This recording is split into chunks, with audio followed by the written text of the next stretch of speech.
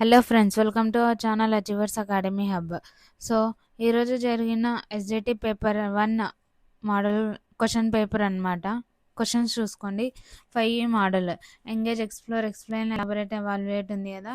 So దాంట్లో నుంచి ఫస్ట్ది ఏది, సెకండ్ది ఏది అలా అడిగినాడు. సో ఇంగ్లీష్లో సినానిమ్స్ అడిగినాడు.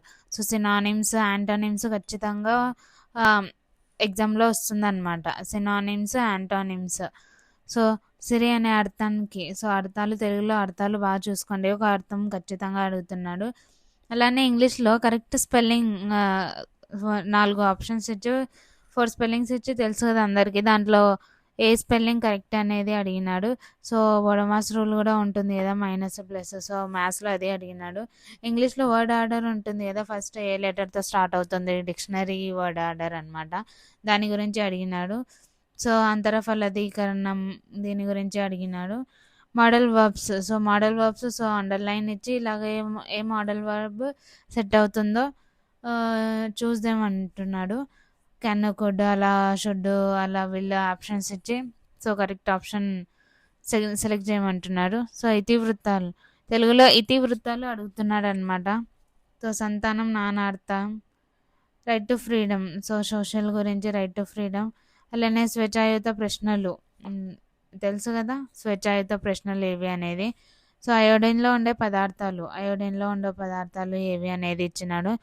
వినుకొండ ఏ జిల్లాలో ఉంది అనేది ఇచ్చినాడు. కొరింగా వైల్డ్ లైఫ్ సెంచరీ ఎక్కడుంది అని ఇచ్చినాడు. అడ్రినల్ గ్లాన్స్ దీని గురించి కూడా ఇచ్చినాడు.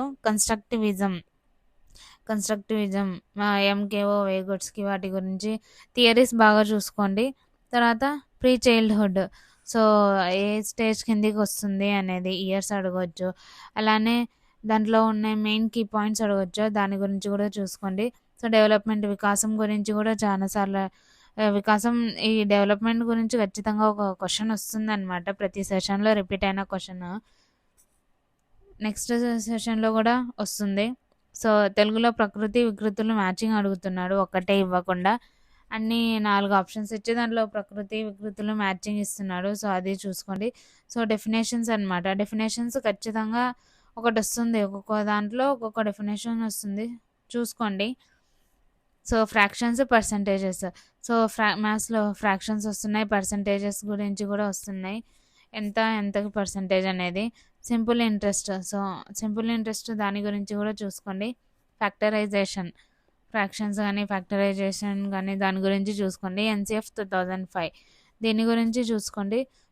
ప్రైమ్ నెంబర్స్, కాన్సిక్యూటివ్ నెంబర్స్ ఉన్నాయి కదా, అవి ఫార్ములాస్ అవి చూసుకోండి బాగా. దాంట్లో గురించి ఒక క్వశ్చన్ పెట్టిస్తున్నాడు.